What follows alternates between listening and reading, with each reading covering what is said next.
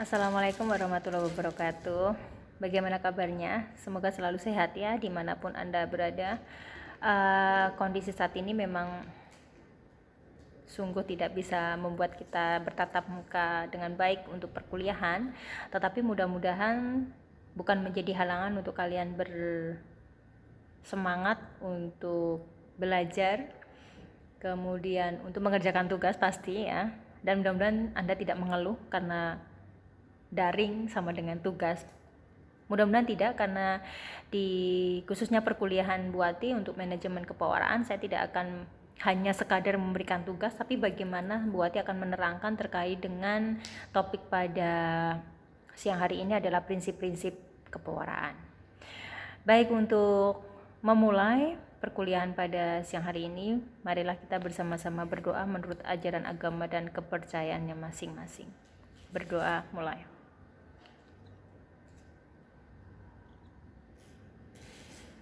Selesai ya. Minggu lalu ya, Bu Ati sudah pernah menerangkan dan memberikan latihan kepada Anda untuk mencari link video yang berkaitan dengan link video pewara, lalu MC, kemudian protokol dan protokoler. Sudah dicari linknya? Ayo, siapa yang belum? Nah, ini mudah-mudahan Anda tidak menumpuk tugas, karena nanti kalau Anda makin menumpuk satu tugas yang lainnya pasti akan tertumpuk. Jadi mudah-mudahan Anda sudah mencari link video yang sudah buat diminta untuk Anda mencari informasi bagaimana pewara itu seperti apa, MC yang seperti apa, protokol dan protokol yang bagaimana, sehingga Anda bisa membandingkan keempat dari Anda menyaksikan link video tersebut. Nah, sebetulnya protokol itu apa? Nah, ini pertanyaan yang memang Anda saat ini mungkin baru kali pertama mendengar, bahwa selama ini Anda dalam pemikirannya bahwa mata kuliah kepewaraan ya berarti Anda hanya sekadar menjadi seorang MC, Anda hanya menjadi seorang pewara begitu. Tetapi tidak, bahwa menjadi seorang pewara itu harus satu paket. Anda tahu apa itu protokoler. Nah, sebetulnya protokoler itu memiliki beberapa prinsip-prinsip. Ini yang menjadi pertanyaan kita juga. Mengapa harus ada protokol? Mengapa ya Bu, ketika pejabat datang itu perlu ada orang yang mengatur? Mengapa ketika ada wisuda perlu ada protokoler? Nah, sebetulnya pada saat kita berpikir itu, kita sudah tahu bahwa MC tanpa adanya protokoler, pewara tanpa adanya protokoler, apa jadinya? Tidak ada yang mengatur, tidak ada yang bisa melihat bagaimana situasi, seperti apa pejabat itu akan datang, permintaannya yang bagaimana, sudah dikondisikan atau belum. Nah, ini berkaitan dengan prinsip-prinsip yang nanti akan kita diskusikan. Protokoler sendiri itu merupakan gabungan dari dua kata dari bahasa Yunani.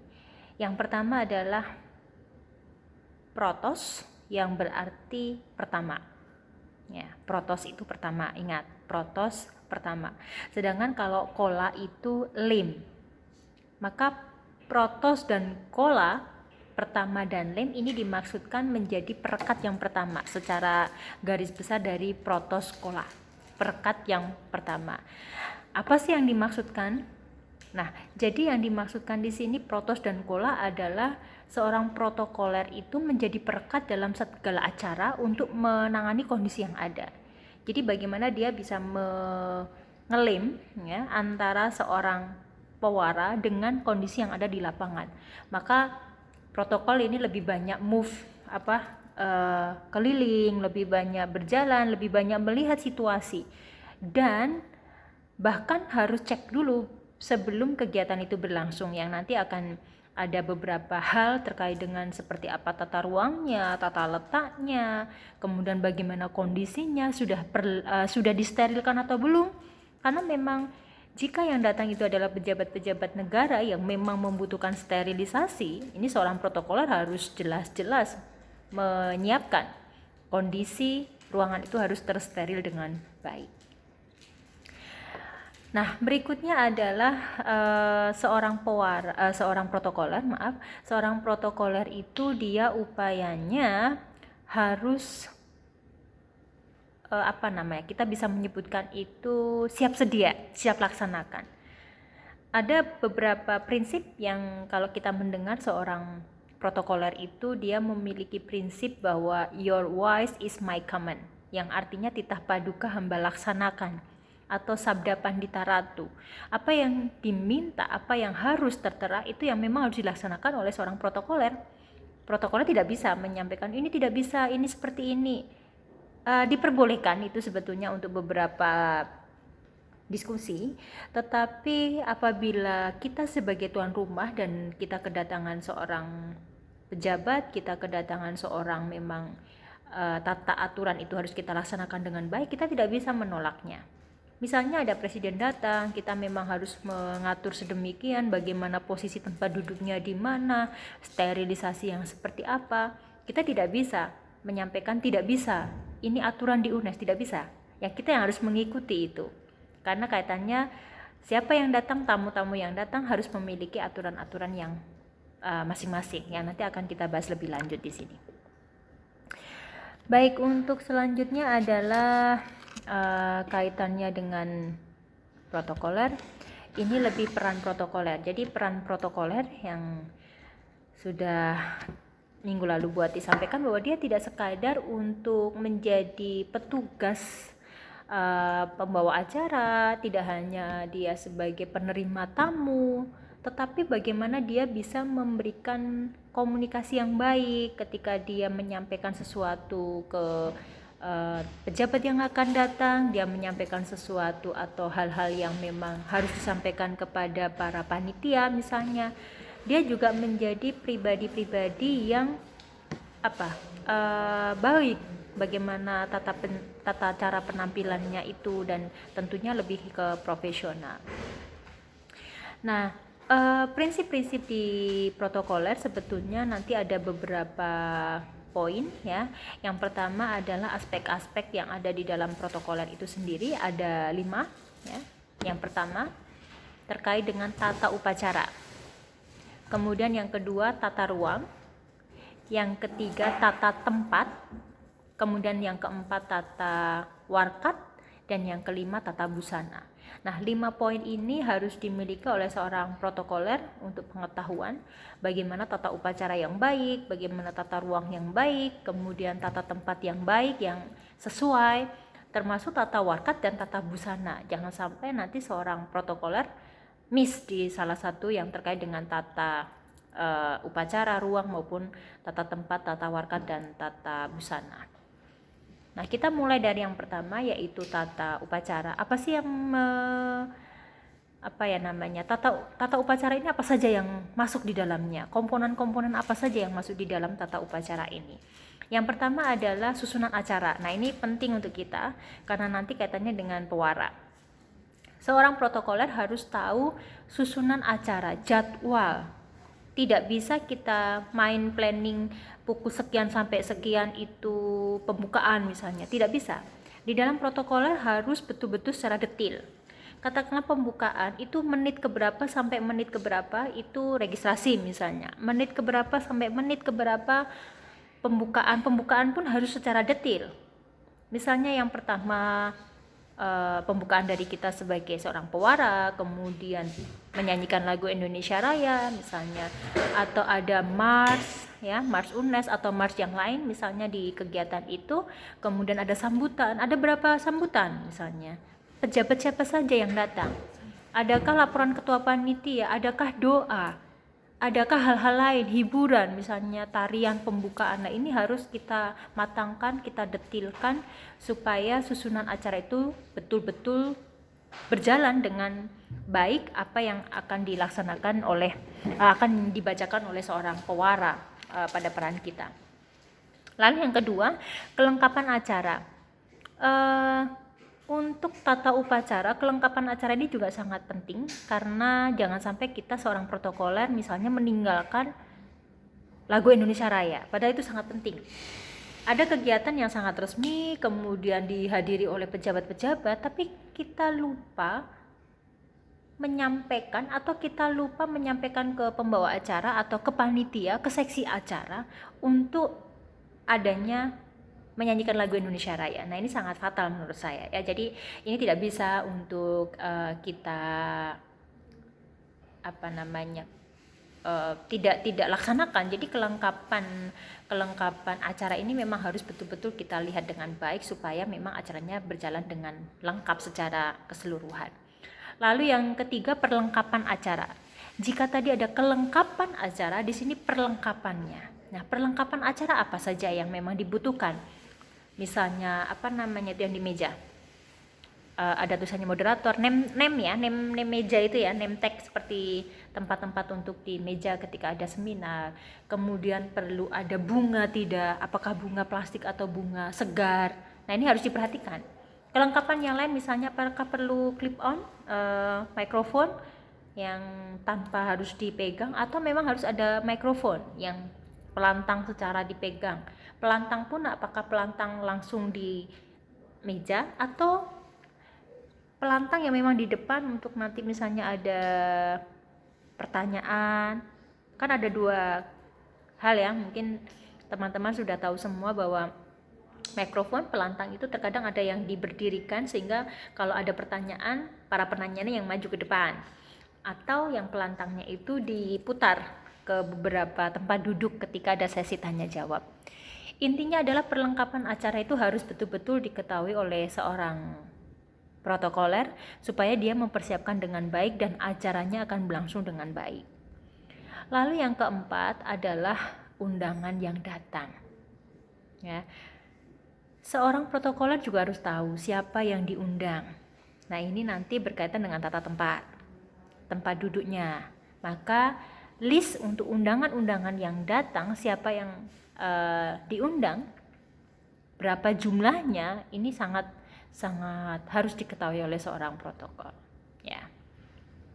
Oke, untuk yang tata upacara sampai di sini dulu. Ada 4 tadi: susunan acara, kelengkapan acara, perlengkapan acara, dan undangan yang datang. Ada yang mau ditanyakan dulu? Ya, nanti kalau ada ditanyakan ditulis dulu, terus nanti bisa kita diskusikan di grup yang tadi sudah dibuat oleh Mas Ali ya. Bu Ati sudah meminta Mas Ali untuk dibuatkan grup kepewaraan. Kalau ada pertanyaan nanti bisa sharing-sharing. Kalau tidak bisa menulis di WhatsApp grup, biasanya saya lebih senang untuk di voice note ya. Buatnya nanti mungkin akan jawab di voice note juga. Berikutnya adalah tata ruang. Nah, seorang protokoler juga harus mengetahui tata ruang yang ada di dalam kegiatan atau acara. Yang pertama adalah ruang harus sesuai dengan jenis acara. Ini betul-betul harus kita perhatikan sebagai seorang protokoler. Apakah ruangan itu ada di dalam, di luar? Apakah ruangan itu berkapasitas kecil atau massa yang memang dalam jumlah besar di auditorium misalnya, atau hanya di room-room kecil? Nah, ini harus diketahui juga. Lalu yang kedua, ada meja dan kursi. Biasanya meja dan kursi ini bisa dibagi menjadi 4 ya. Yang pertama ini lebih ke umum ya, kalau misalnya memang mengundang umum ya, atau undangan, memang ada undangan yang memang diundang, dan ini lebih ke kursi-kursi yang biasa. Kemudian ada yang VIP, ini biasanya kalau teman-teman melihat di UNES itu yang ditutup dengan cover penutup yang warna putih itu. Terus yang VVIP ini biasanya yang di depan, yang sofa paling depan ini. Nah, ini teman-teman nanti lama-lama mungkin akan mengetahui perbedaannya tempat duduk meja kursi antara undangan ya, VIP maupun VVIP ya. Termasuk yang VVIP biasanya tidak hanya sofa, tidak hanya ada meja, tetapi biasanya ada buah atau beberapa camilan, minuman yang memang itu memang dikondisikan untuk special pelayanan begitu ya. Kemudian yang ketiga adalah pemasangan bendera kebangsaan dan bendera lain. Nah, kalau di UNES sendiri ada bendera merah putih, ada bendera UNES, dan ada beberapa bendera dari fakultas ya. Kemudian kalau di misalnya kemarin di Bahasa Indonesia ya, siapa yang terlibat di AUN.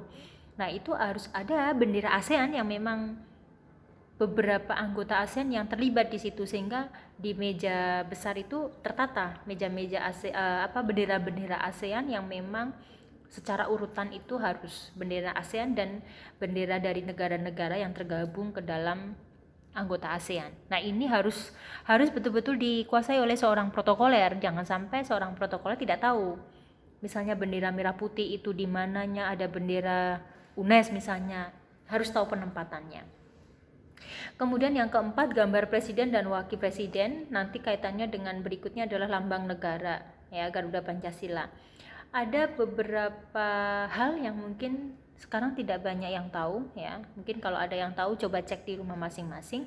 Ketika presiden dan wakil presiden itu di mana lambang atau burung Garuda itu berada di tengah-tengah dan pada sejajar keberapa. Nah, ini harus secara jelas itu ada tampilannya. Jadi tidak bisa asal-asal, ya. Asal main menaruhkan gambar presiden misalnya di depan pintu masuk, tidak bisa. Harus sesuai dengan presiden, wakil presiden, dan di tengahnya itu ada burung Garuda. Kemudian tata suara dan tata lampu, ini juga lighting juga menjadi hal yang harus diketahui oleh seorang protokoler, meskipun ya Anda tidak harus langsung terjun menjadi seorang lighting atau lighter, ya, atau seorang tata lampu. Anda harus menjadi seorang tata suara, tidak harus, tetapi Anda berkoordinasi, tetapi Anda harus tahu bagaimana tata suara itu. Misalnya tata lampu, Anda harus tahu ketika ada podium di sini, nah lampunya itu disorotkan ke podium. Jangan sampai Anda malah salah, Anda harus cek di situ. Atau tata suara, jangan sampai nanti mikrofon atau pelantang yang ada di podium mati misalnya. Anda harus cek di situ betul-betul. Maka ini yang menjadi penguasaan seorang protokoler kaitannya dengan tata ruang. Kemudian papan petunjuk. Papan petunjuk ini lebih ke seperti informasi-informasi di mana misalnya ada musola, di mana kamar mandi, atau papan petunjuk yang ketika mau masuk ke UNES ini harus disiapkan, meskipun terkadang dibantu oleh security, ya, atau satpam yang ada di pusat-pusat tikungan yang memang sudah disiapkan untuk mengantarkan jalan para pejabat. Jadi misalnya kalau di UNES sendiri, kalau Anda bisa lihat ketika ada dies atau beberapa kegiatan, itu di pintu gerbang, itu biasanya sudah berdiri satpam. Kemudian maju masuk di depan kampung budaya, ya, dan sebelum kampung budaya itu menuju ke rektorat, itu ada dua, langsung ke rektorat atau melalui belakang rektorat, ya, yang di di depan rumah ilmu itu, ya, maju sedikit itu. Kemudian nanti lurus, kemudian nanti ada jalur parkir. Ini selalu disiapkan untuk protokoler yang memungkinkan ada pejabat-pejabat yang hadir. Nah, berikutnya adalah tata tempat.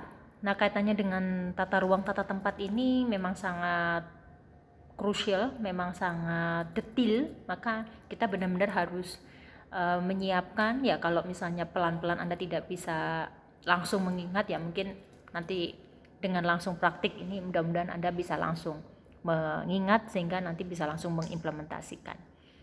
Nah, tata tempat sebetulnya ada beberapa poin. Yang pertama, tempat duduk, ya. Iya, tempat duduk harus diatur. Anda tidak bisa langsung main duduk begitu.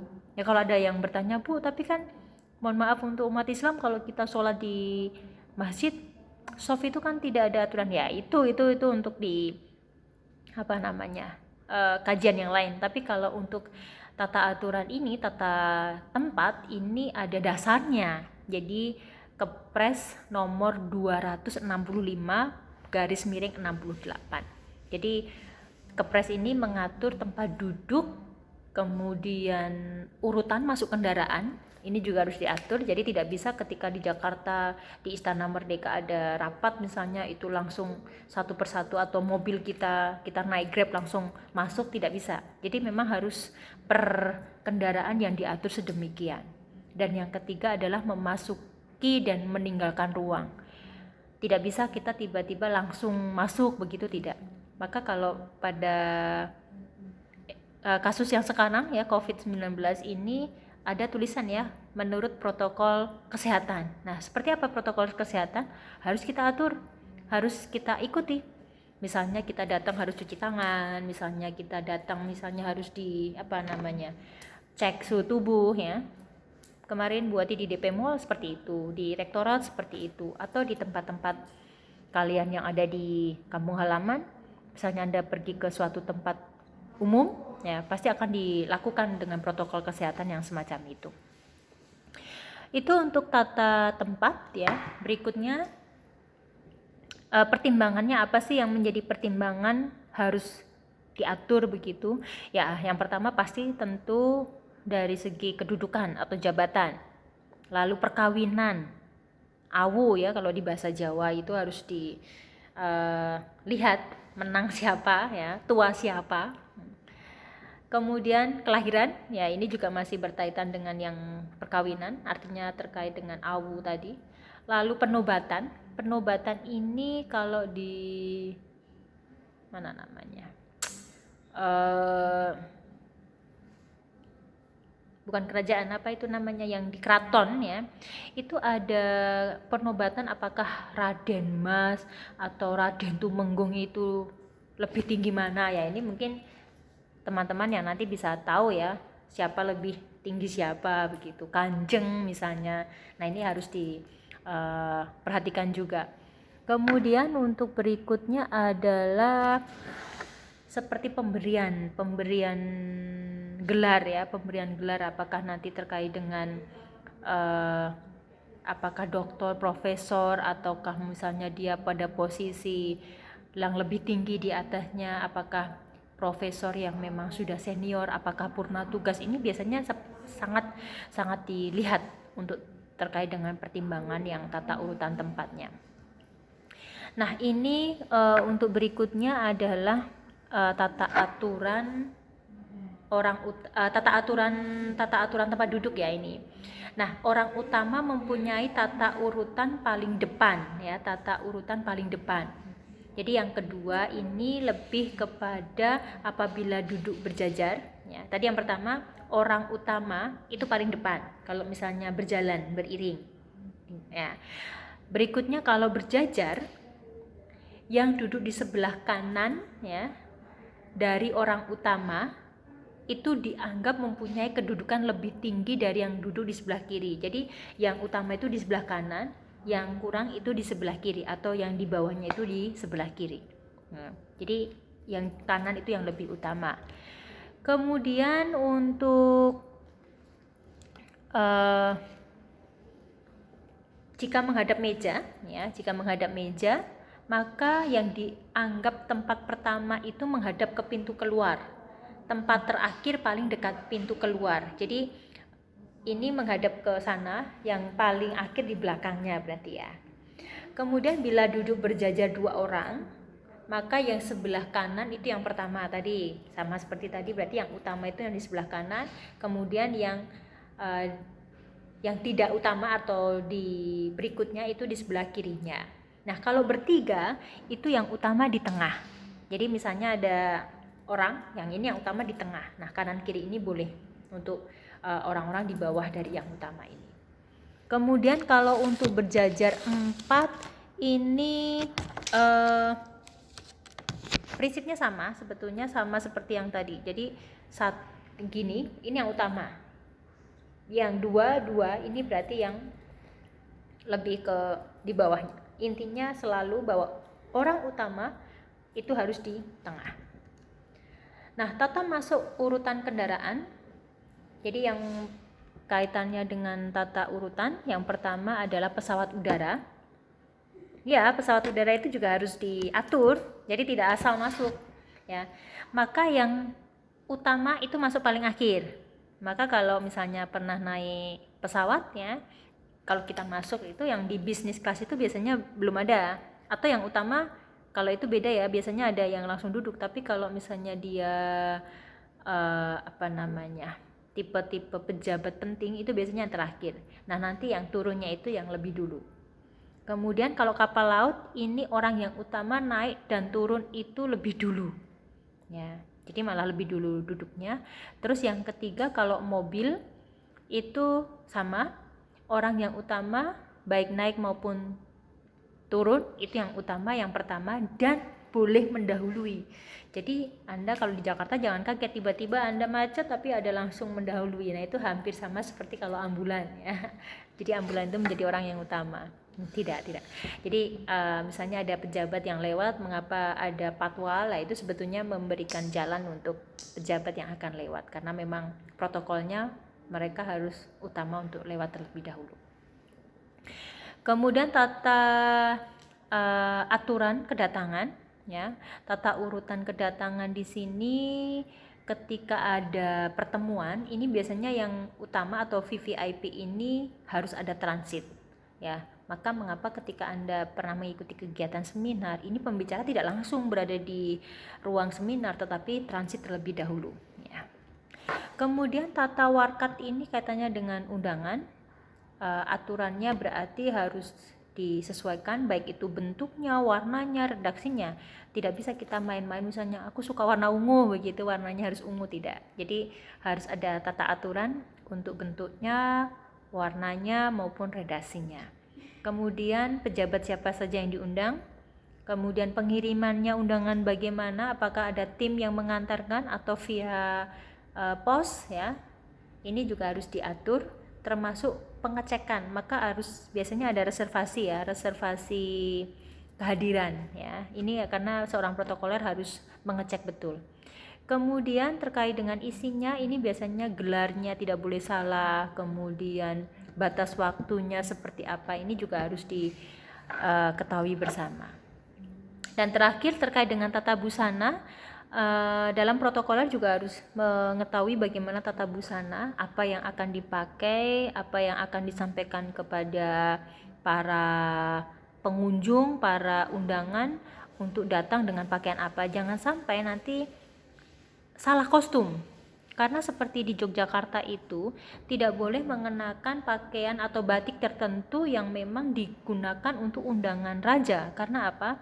Karena batik itu hanya boleh dipakai oleh para keturunan raja saja atau yang ada di dalam kerajaan. Maka tidak boleh kita mendatangi undangan Pak Hamengku misalnya, nah di sana kita pede dengan batik gitu. Tapi sampai sana padahal batik itu hanya diperbolehkan oleh kalangan kerajaan saja, maka kita tidak boleh masuk biasanya karena memang kita salah kostum. Nah, jenis-jenis busana ini harus kita perhatikan. Yang pertama adalah pakaian sipil lengkap, ya, ini biasanya untuk mereka yang PNS, ya. Kemudian pakaian sipil dasi hitam, ya. Meskipun sekarang kalau hanya pakaian sipil saja orang bisa berimprovisasi dengan dasi warna hitam atau warna merah atau mungkin dari partai tertentu pakai warna biru begitu. Nah, ini ada beberapa hal, tetapi kalau sudah ditentukan pakaian sipil dasi hitam ini memang harus sesuai di situ. Kemudian pakaian sipil harian, nah tadi, kemudian pakaian dinas lapangan PDL. PDL itu seperti apa ya? Mungkin seperti mereka yang security tetapi pakai pakaian yang sepatu boot itu, ya. Kemudian pakaian olahraga atau pakaian nasional. Nah, ini perlu diketahui supaya mereka tidak salah kostum ketika mereka mendatangi atau kita sendiri sebagai protokoler tidak tahu itu, ya. Baik, itu untuk terkait dengan tata upacara, kemudian tata ruang, kemudian tata warkat, ya, sampai ke tata busana. Nah, kita masuk ke dalam prinsip-prinsip untuk menjadi seorang protokoler, itu ada 7. Yang pertama, aman. Bagaimana kita menciptakan kondisi aman untuk kegiatan yang sedang berlangsung. Kemudian cepat, tentu kita harus sergap cepat. Kemudian tepat, ya, jangan sampai kita salah, bukan VIP tapi kita berikan pelayanan yang VIP misalnya, atau tempat duduk yang tidak semestinya di situ kita berikan di situ. Nah, ini tidak boleh. Jadi harus tepat. Jadi tadi aman, cepat, tepat. Yang keempat adalah nyaman. Bagaimana seorang protokoler itu memberikan kenyamanan juga, selain keamanan juga kenyamanan kepada para undangan, kepada tamu yang memang kita undang. Kemudian yang kelima adalah sederhana. Nah, kesederhanaan ini relatif, ya, karena memang ada hal-hal tertentu yang sederhana tetapi memang harus lengkap misalnya. Nah, ini memang harus kita sesuaikan. Kemudian efisien, ini pasti kita harus menyesuaikan, dan efisien efektif waktu itu perlu. Dan yang 7 adalah dinamis. Kemudian syarat untuk menjadi protokoler, saya pikir adik-adik teman-teman yang ada di jurusan ketika sudah memilih peminatan kepewaraan ini sudah mengantongi untuk syarat-syarat menjadi seorang protokoler. Sebetulnya tidak jauh berbeda dengan menjadi seorang pewara ya. Syarat-syaratnya semua sudah dimiliki ya, tinggal bagaimana mengembangkan untuk menjadi protokol yang lebih baik, yang lebih semangat begitu. Nah, yang pertama adalah berpenampilan menarik. Sudah semua ya.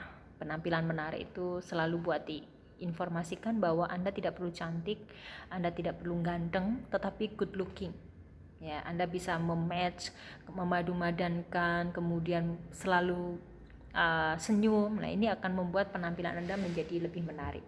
Yang kedua, pandai membawa diri, karena protokoler itu tidak hanya bertemu satu tipe orang, tetapi bertemu dengan banyak tipe, banyak karakter. Bagaimana Anda mengatasinya? Nah, tentu Anda bisa membawa diri dengan baik di situ. Yang ketiga adalah sopan santun. Harapannya Anda tidak menjadi seorang protokoler atau seseorang yang arogan begitu, tetapi tetap menjunjung tinggi sopan santun ya. Yang keempat, rendah hati. Ya, pasti ini tidak hanya menjadi protokoler, tapi pesan Bu Ati adalah ya kita semua harus menjadi orang yang rendah hati. Lalu yang kelima adalah terampil dan cekatan. Nah, ini pada poin ini harus penting. Cekatan ya tadi, cepat tadi. Ketika ada info, ketika ada informasi yang memang harus dilaksanakan pada saat itu juga, kita harus berkoordinasi pada pewara, kita harus berkoordinasi pada panitia, pada tata ruang, pada tim yang mengurus tentang perlengkapan misalnya. Kita harus cepat ya. Jadi terampil dan cekatan ini harus kita siapkan. Jangan sampai kita hanya melaksanakan dengan menunggu instruksi saja, tidak. Kita harus menginisiasikan diri itu. Kemudian yang keenam adalah cepat dan tanggap ya. Ini hampir sama dengan terampil dan cekatan. Kemudian mampu mengambil keputusan dengan cepat ya, dan tepat ya. Jadi Anda pun juga diberi kewenangan untuk mengambil keputusan dengan cepat dan tepat. Jadi ketika Anda ditanya oleh seorang pewara, gimana ini Bapak Rektor tidak bisa hadir misalnya, Anda harus menginisiasi diri, Anda harus cepat mengambil keputusan. Ketika ada di situ yang hadir adalah Bapak WR1, maka Anda bisa langsung menginstruksikan bahwa yang membuka acara pada siang hari itu misalnya WR1. Anda tidak perlu menunggu sampai Pak Rektor datang, padahal memang sudah diinfokan tidak datang misalnya. Ya, Anda tidak boleh seperti itu. Anda harus cepat untuk mengambil keputusan. Kemudian komunikasi efektif. Nah, komunikasi efektif pasti ya, Anda tidak perlu bertele-tele, Anda tidak perlu berpusing terhadap komunikasi yang baperan begitu, tapi Anda harus selalu langsung menyampaikan apa yang memang akan dibutuhkan. Dan terakhir adalah keamanan kaitannya dengan security.